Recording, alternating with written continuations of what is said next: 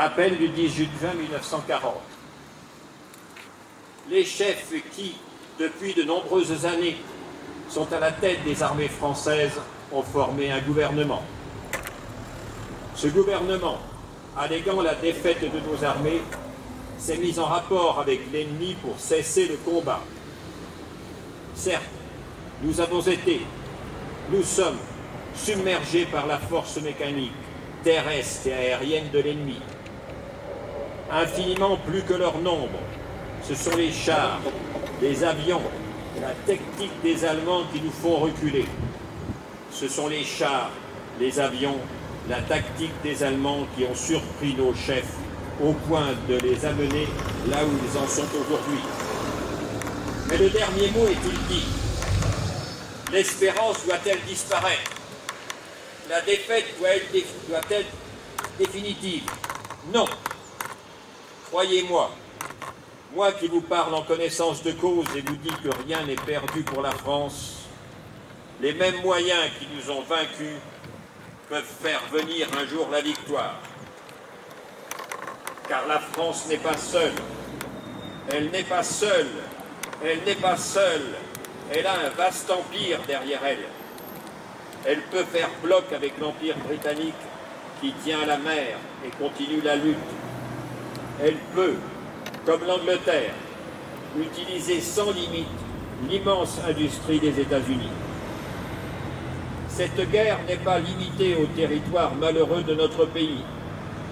Cette guerre n'est pas tranchée par la bataille de France. Cette guerre est une guerre mondiale.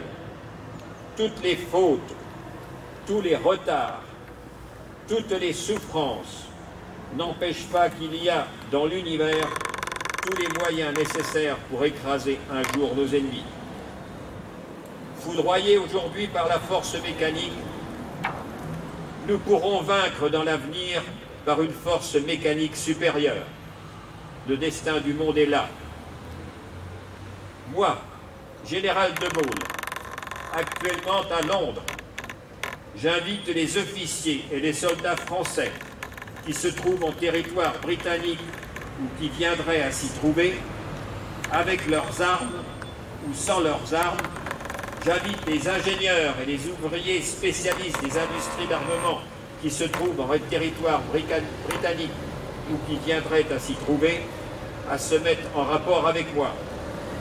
Quoi qu'il arrive, la flamme de la résistance française ne doit pas s'éteindre et ne s'éteindra pas.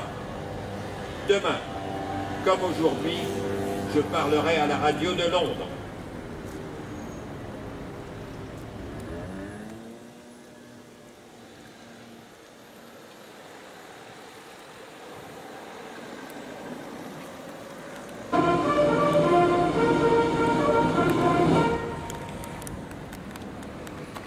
Dépôt de GR commune par M. Frédéric Ogis, maire de Jules-et-Tours, vice-président de Tours Métropole Val-de-Loire, accompagné de Mme Sandrine Fouquier, adjointe au maire, et M. Michel Cravenot, conseiller délégué.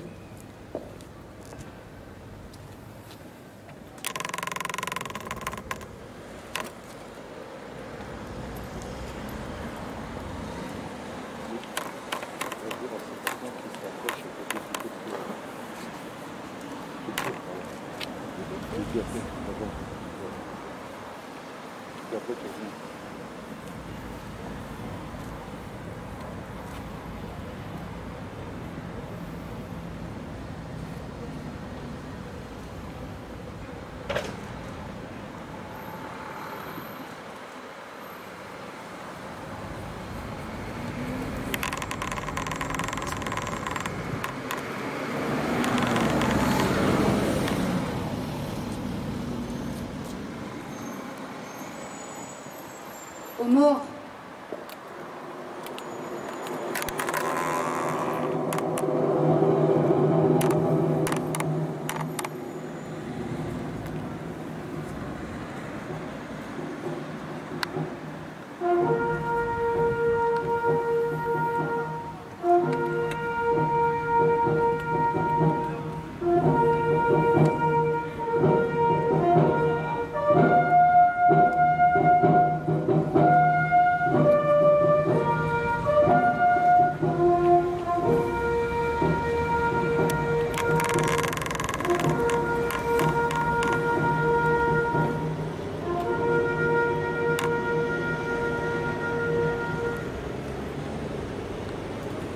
Je vous demande d'observer un instant de recueillement.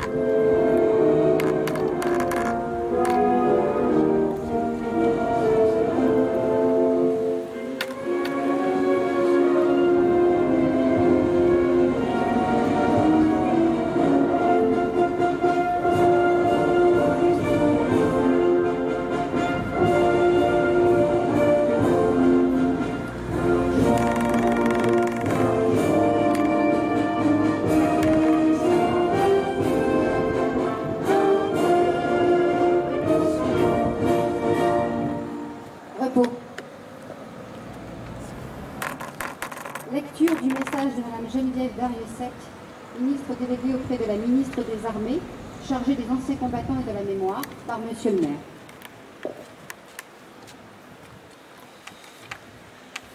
Journée nationale commémorative de l'appel historique du général de Gaulle a refusé la défaite et a poursuivi le combat contre l'ennemi 18 juin 2021. Quoi qu'il arrive, la flamme de la résistance française ne doit pas s'éteindre et ne s'éteindra pas. Demain comme aujourd'hui, je parlerai à la radio de Londres. Ce 10 juin 1940, sur les ondes de la BBC, les mots irrévocables sont prononcés. Un officier inconnu du grand public, en rupture de banc, ancien membre du gouvernement, sans armes, ni troupes, sans bagages ni logistique, démuni de tout, mais fort d'une irréductible foi dans le destin de la France, conclut son appel par ces deux phrases. Elles résonnent aujourd'hui encore dans notre mémoire nationale. Cet appel, bref, puissant, ciselé, est celui d'un naufragé de la débâcle qui ne se résigne pas, celui d'une parole d'espérance dans les heures sombres, alors que la défaite était consommée, qu'il avait œuvré pour éviter l'abîme, que l'esprit d'abandon triomphait jusqu'au sommet de l'État. Le général de Gaulle quittait le sol national pour porter la voix de la lutte contre la résignation, du patriotisme contre l'asservissement, de la résistance contre le déshonneur. Le premier nom était posé, l'aube d'un sursaut. Des couleurs étaient hissées et le glaive ramassé. C'est un souffle de France qui franchissait la Manche. Le dernier mot de cette guerre n'avait pas été dit, toute lueur n'était pas éteinte. La défaite n'était pas définitive. Les mêmes armes qui avaient submergé nos armées pouvaient forger la victoire. Il exhortait au ralliement et à la poursuite du combat. L'appel du 18 juin est l'étincelle d'une épopée, celle de la France libre, puis la France combattante.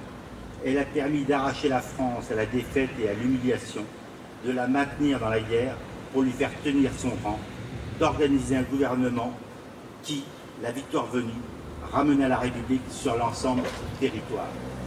Les premiers Français libres n'ont pas tardé à rejoindre Londres. Peu nombreux, certes, mais les pionniers de la liberté furent au rendez-vous de l'honneur, des obstinés vaillants, des passionnés intrépides, des patriotes ardents, des réfractaires à la servitude, les radionavigants de Saint-Jean d'Angély, les aviateurs de Saint-Jean-de-Luz, les marins de l'île de Saint. Au fil des années, cette Légion de l'honneur nourri des femmes et des hommes qui rejoignirent la croix de Lorraine, apportaient les armes de la France et honoraient les promesses du 18 juin. Parce que les Français libres n'ont jamais renoncé, la nation leur rend un hommage appuyé et s'incline devant leur héroïsme. L'esprit de résistance et la foi de l'espérance nous accompagnent toujours. Ils ont permis de relever un pays martyrisé, brisé et divisé. Cette certaine idée de la France, chère au général de Gaulle, est notre héritage. Il nous en appartient d'en être digne. Tel était le message de Geneviève Darrieussecq, ministre déléguée auprès des ministres des Armées, chargée de la mémoire et des anciens combattants.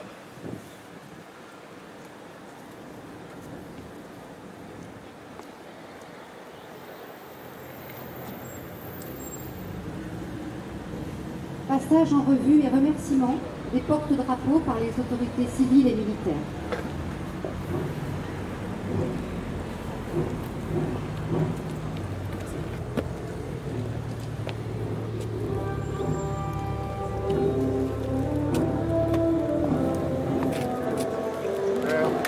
Monsieur Laurent, président départemental de la Fédération nationale des combattants volontaires.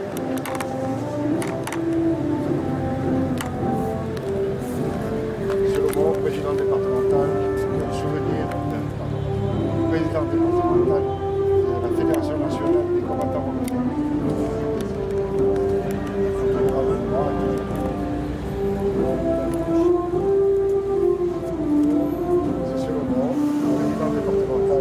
de la Fédération nationale des combattants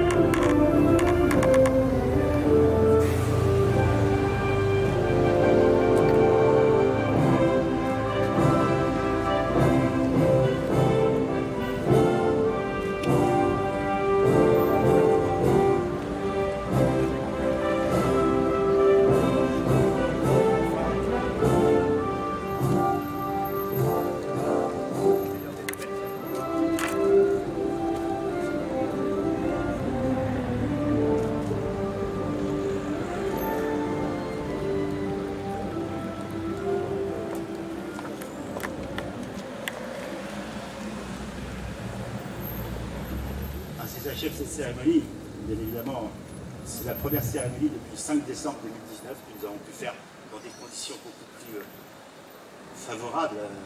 Je remercie l'ensemble des porte-drapeaux, des anciens combattants qui, je sais, souffraient de cette situation. On ne pouvait pas faire les cérémonies dans les meilleures conditions, mais c'est vrai qu'on a toujours essayé de protéger les populations et le moment n'était pas venu.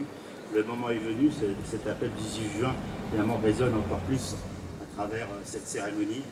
Il y aura le 14 juillet, où on pourra également être sur la place François Mitterrand et célébrer notre fête nationale. Il n'y aura pas de feu d'artifice, mais en tout cas, il y aura au moins la cérémonie dans les meilleures conditions. Donc, je vous remercie, vous tous présents, je remercie les élus nombreux ce matin.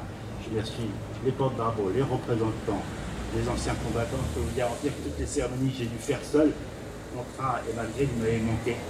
Vous nous avez manqué parce que ce n'est pas du tout la même résonance. Je remercie les services de la police municipale. Je vous souhaite une très belle journée sous ce soleil précaire, donc profitons-en. Et puis à très bientôt. Merci à vous tous. Belle journée.